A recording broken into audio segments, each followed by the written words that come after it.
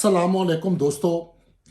आज 4 अप्रैल साईं कायदे अवाम जुल्फ़कार अली भुट्टो, जिसे साईं बाबा कहते हैं सिंध में, की बरसी है। आज के दिन उन्हें ज़िया उल हक की आमरीत में फांसी हुई थी। आज सारा दिन मीडिया पे, सोशल मीडिया पे हर साल भुट्टो के कसीदे गाए जाते हैं। तो मैं भी भुट्टो का थोड़ा सा उसकी ज़िंदगी का और उसकी सियासी कैरियर का थोड़ा सा जायज़ा आपको पेश करूंगा।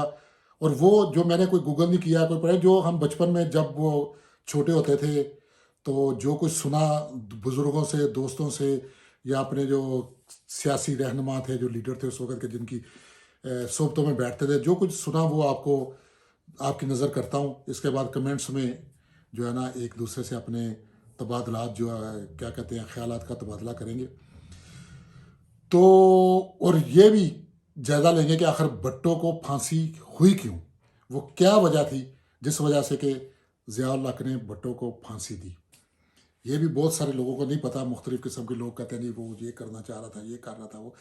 तो इससे पहले अभी तक जिन दोस्तों ने मेरा चैनल सब्सक्राइब नहीं किया, मेरी दरख्वास्त है कि चैनल को सब्सक्राइब करें, तो वीडियो को लाइक करें, अगर अच्छी लगे तो अपने कमेंट्स दें।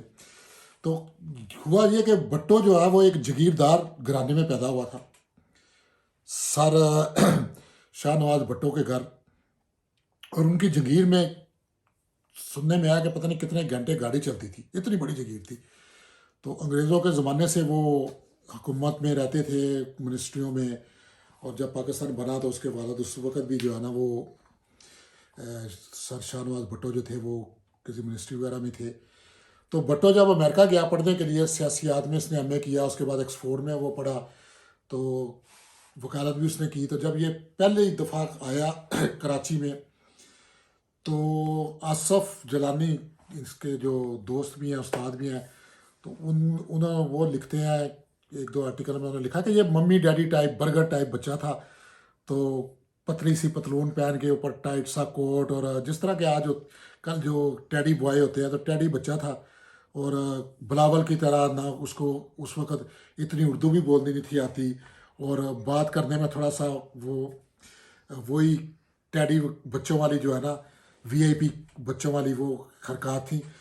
तो इन्होंने जब सियासत शुरू की तो इसको सियासत सॉरी मैं कह रहा हूँ वकालत शुरू की, तो वकालत में भुट्टो को दिलचस्पी नहीं थी।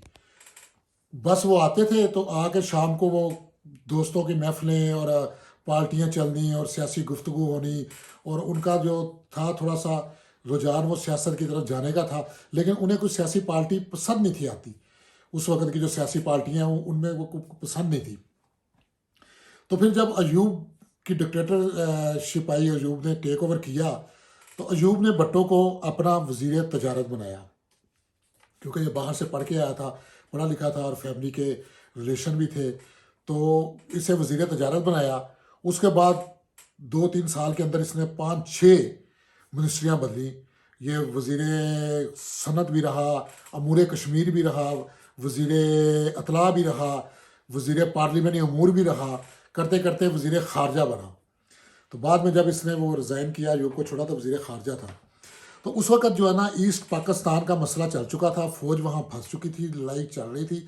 जब भुट्टो ने जो छोड़ा तो अपनी पार्टी का जब ऐलान किया, तो अब था ये इंतहाई इंटेलिजेंट, और जिसे कहते हैं दूसरे लफ्ज़ों में शातिर। उस वक़्त कम्युनिस्टों का बड़ा ज़ोर था, हर पार्टी में हर तरफ कम्युनिज़्म का भूत जो था वो सर चढ़ के बोल रहा था।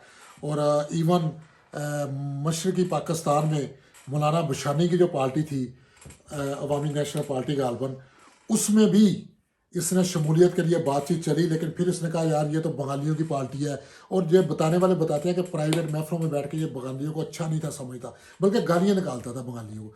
तो उसने कहा यार ये बंगालियों की पार्टी है, और मौलाना बुशानी जो है ना, तो नज़रियाती तौर पे ये बहुत करीब था उनके, लेकिन सिर्फ इस वजह से नहीं गया कि ये तो बंगालियों की पार्टी है। तो जब इसने अपनी पार्टी बनाई तो इसने वही जो है ना, जैसे लगाया सोशलिज्म का नारा, और उसको नाम दे दिया इस्लामी सोशलिज्म। उसमें जागीरदारों से ये मिला, बड़े बड़े जागीरदारों की इसने मीटिंग की, और उनको गारंटी दी कि भाई आपकी जगीरें कहीं नहीं जाएंगी, आपकी जिम्मेदारियां कहीं नहीं जाएंगी, मैं लैंड रिफॉर्म करूंगा, लेकिन आप अपने भाई बंदे सिर्फ आगे करके उनके नाम करवा दें, तो ये उनको गारंटी दी कि आपका कहीं नहीं ज़मीनें जाएंगी। और वही आप तक देख रहे हैं, वही बैठे हुए हैं जागीरदार। तो जागीरदारों को साथ मिला लिया, लेफ्ट के लोगों को साथ मिला लिया, क्योंकि लेफ्ट ने कहा जी सोशलिज्म का नारा लगा दिया, तो इस्लाम के ख़िलाफ़ कौन बात कर सकता है, तो इस्लामी सोशलिज्म, वाह जी वाह। तो वो सारा लेफ्ट भी जो है ना भुट्टो के मगर लग गया। हालांकि बाद में जो भुट्टो ने पहली गलती की वो यही कि इक़्तिदार में आने के बाद सबसे पहले लेफ्ट को ही कुचला, और जो बंदे जो इसके साथ लीडर थे, जो समझदार थे, वो तो साइड पे हट गए। और जो दूसरे थे वो जो इसकी, क्योंकि भुट्टो जो अंदर से था वो एक इंतहाई डिक्टेटर टाइप का आदमी था। वो अपने खिलाफ तनकीद बर्दाश्त ही नहीं था करता। निजी महफिलों में भी और पार्टी की महफिलों में भी जो इसके खिलाफ बात कर देता था, उसको ये बाकायदा कई कई महीने नाराज़ रहता था, और कईयों को तो फेंटी लगाई। जे रहीम को तो बाकायदा उसकी तो हड्डियाँ वगैरह भी तोड़ दी और बेहोश हो गया उसका बेटा भी, क्योंकि सिर्फ उसका कसूर ये था कि भुट्टो ने बुलाया उस वक्त, हालांकि वो वज़ीर था भुट्टो का। तो सारे बैठे हुए हैं दोस्त, तो 8 बजे की मीटिंग का टाइम था, 12 बजे तक भुट्टो साहब तशरीफ़ नहीं लाए। तो उसने उठ के कहा भी आप अगर चमचागिरी में लाड़काना के शहजादे का वेट करना चाहते हैं तो करें, मैं तो जा रहा हूँ। तो वो चले गए। तो भुट्टो साहब जब आए तो उन्हें बताया गया कि वो इस तरह कह गया। तो उसी वक्त उन्होंने अपने वो जो गार्ड्स वगैरह थे उन्होंने बनाई हुई थी, एसएफएस या क्या फोर्स के बंदे गए और उनको इतना मारा कि वो उनके एक आध हड्डी भी वो फ्रैक्चर हुई और बेहोश हो गए, और उनका बेटा भी जो था उसमें ज़ख्मी हुआ। इसी तरह जो सलूक इन्होंने किया मुराद मोहम्मद खां वगैरह के साथ, तो सारा लेफ्ट आस्ता आस्ता इनसे अलहदा हो गया। तो ये भी एक भुट्टो की बहुत बड़ी गलती थी कि उन्होंने लेफ्ट को जो है ना, जो जिन लोगों के कंधे पे रख के इक़्तिदार लिया था और जिन्होंने इसकी सारी पॉलिसियाँ मरतब की थी, उनसे ये अलहदा हो गया। अब मौलवियों के ये असर में था और फ़ौज के ये बिल्कुल असर, क्योंकि फ़ौज के साथ तो ये रखा हुआ था। अब जो सबसे बड़ी गलती पाकिस्तान के लिए की, जो कि एक मुजरमाना इक़्तिदार था भुट्टो का, जिसका खमियाजा हम आज तक भुगत रहे हैं, वो जब फ़ौज मशरक़ी पाकिस्तान में जब फ़ौज हार गई तो फ़ौज इंतहाई कमज़ोर थी। उस वक़्त अगर वो ये फ़ौज को पार्लियामेंट के अंडर ले आता, अपने अंडर ले आता, तो उसको एज अदारा काम करने देता, तो आज ये हालात ना होते जैसे हर पार्टी कह रही है, हर सियासी जो इंजीनियरिंग है वो फ़ौज कर रही है, और सबको पता है कि क्या कि फ़ौज कितनी पावरफुल है। तो इसको ये बहुत बड़ा इसमें किरदार, बहुत बड़ा नहीं बल्कि बुनियादी और किरदार ही भुट्टो का है। इसने फ़ौज को जो है ना उस वक़्त अपने ऊपर हावी कर लिया। और जब भी वो बल्कि दूसरे सियासतदानों से मिलता था, कोई भी सियासी मीटिंग होती थी, तो उस इलाके का कोर कमांडर इसके साथ होता था और ये बताता था कि जो फ़ौज मेरे साथ है। और इसने खुद even as a civil martial administrator के एक तरह की मार्शल लगा दी, सिविलियन मार्शल, और ये फ़ौज का हेड बन के तो इसने वो जो है ना अपने मुखालफों को दबाने के लिए फिर मौलवी प्रेशर ग्रुप मौलवियों को भी ये खुश करना चाहता था, क्योंकि इंतहाई अपॉर्चुनिस्ट था। तो लेफ़्ट से तो ये फारग हो गया था, फिर मौलवियों के तो इसने फिर वो इक़दाम किए जिसमें जुमे की छुट्टी, शराब पे पाबंदी। अब जो कुछ लोग जो दारू वगैरह पीते हैं वो कहते हैं जी शराब पे ज़िया-उल-हक ने पाबंदी लगाती है, उन्हें ये नहीं पता कि असल में पाबंदी भुट्टो ने लगाई थी और जुमे की छुट्टी भी भुट्टो ने की थी। और फिर जो इस्लामी कॉन्फ्रेंस वगैरह जिससे वो इंटरनेशनल स्टैब्लिशमेंट को इसने नाराज़ किया कि जो इसने इस्लामिक कॉन्फ्रेंस वगैरह बनाई, इसका दौरा किया सब तमाम इस्लामी मुल्कों का और इस्लामी बैंक बनाने का जो कहा। और फिर पहले तो अमेरिका की जोली में बैठा रहा, तो उठ के जब रशिया के तरफ इसने अपना वज़न डालना शुरू किया रशिया के पलड़े में, तो उस वक़्त अब इनकलाब आ चुका था अफ़गानिस्तान में। अब नूर मोहम्मद तरकई अपने मुआहदे के तहत रशिया को बुला चुका था वहाँ, और अब अमेरिका को तो ज़रूरत थी पाकिस्तान में एक ऐसे अलायंस की। कोल्ड वार उस वक़्त सर्द जंग थोड़ी ज़ोरों पे थी, तो वो कैसे बर्दाश्त कर लेते भी। अब भुट्टो जैसा आदमी के जे ये वहाँ बैठ के तो रशिया के साथ अब मुआहदे कर रहा है और स्टील मिल लगवा रहा है और दूसरा कर रहा है। और फिर उस वक़्त इसने इस्लामिक बम जिसे कहते हैं, जो एटम बम, बुनियाद तो भुट्टो नहीं रखी थी, उसकी भी इसने शुरू कर दी। वो किस तरह से स्मगलिंग करवा सामान वगैरह, और उसमें सेठ आबद को यूज़ कर कज़ाफ़ी वगैरह सारा को साथ मिला के। तो ये तो खटकता था इंटरनेशनल स्टैब्लिशमेंट और स्पेशली अमेरिका की नज़रों में भी। तो उनकी नज़र फिर अब आज ज़िया-उल-हक जो था, ये लोग कहते हैं जी तीसरे चौथे पे इसको प्रमोट किया। तीसरे चौथे पे नहीं, 7वें नंबर पे था। जब टिक्का खान रिटायर हुआ, अगला होना था और अगला चीफ ऑफ आर्मी स्टाफ बनना था। तो जो टिक्का खां की तरफ से जो लिस्ट आई थी 7 बंदों की, उसमें ज़ियाउल हक का नाम नहीं था।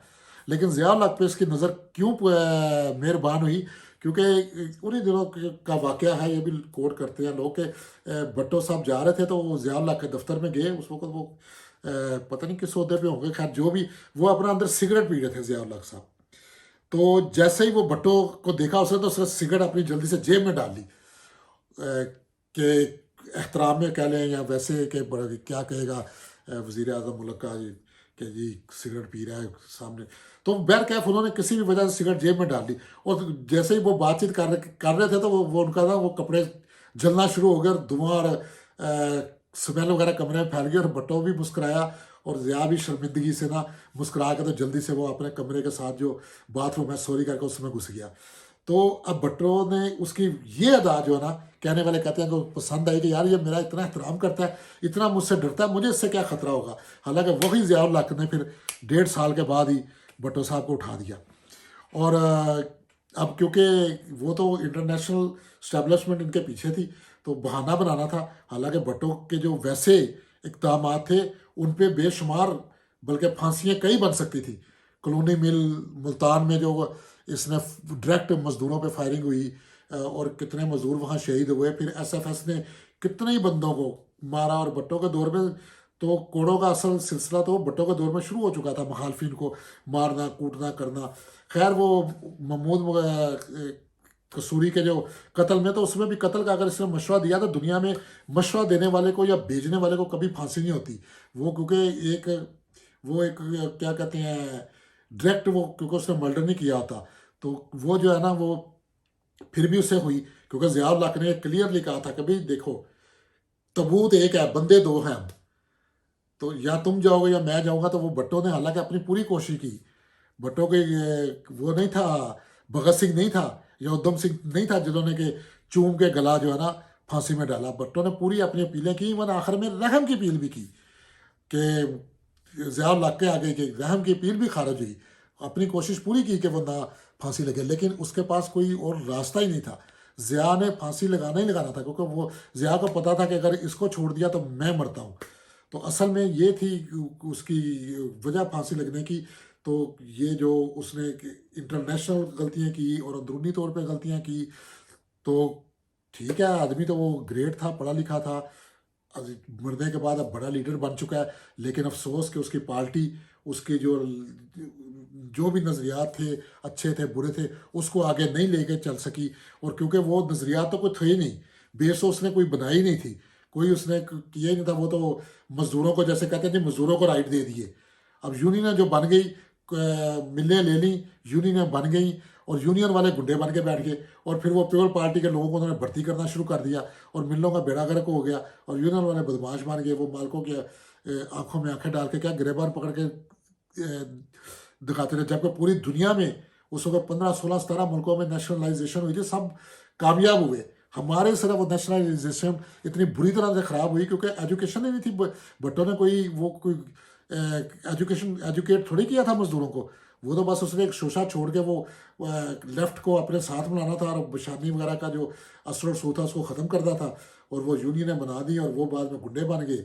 और वो ये भी एक फैक्टर था जो कि आज तक भुगत रहे हैं। तो भट्टो ने वैसे पाकिस्तान को जितने फ़ायदे पहुँचाए, नुकसान उससे कहीं ज़्यादा पहुँचाए। और जो वर्किंग क्लास की मूवमेंट थी, जो उस वक्त उठ रही थी और एक इनकलाब के दहाने पे खड़ा हो चुका था मुल्क, और मुमकिन था कोई अगर अच्छी लीडरशिप या इनकलाबी लीडरशिप मिलती तो हम इनकलाब आ चुका होता और हमारी आज तारीख और मुआशियात कुछ और होती। लेकिन ये जो बेड़ा गर्क हुआ, ये हमारे भट्टो साहब का ही हुआ। और उसके बाद जो दोबारा अब जो कर रहे हैं वो खान साहब कर रहे हैं, वो भी इनकलाबी कुवर के, क्योंकि इन्होंने भी नौजवानों को यूज़ किया है इन रवायती सियासतदानों के ख़िलाफ़। और उसी तरह जिसने भट्टो ने इस्लामी सोशलिज्म का नारा लगाया था, इन्होंने तब्दीली का नारा और उन जगीरदारों सरमायादारों के ख़िलाफ़, करप्शन के ख़िलाफ़ जंग करने का नारा लगा के फिर वही किया जो भट्टो ने किया था।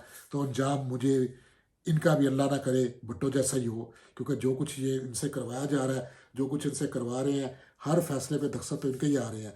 तो बाद में सारा मुद्दा इन्हीं पे पड़ना है।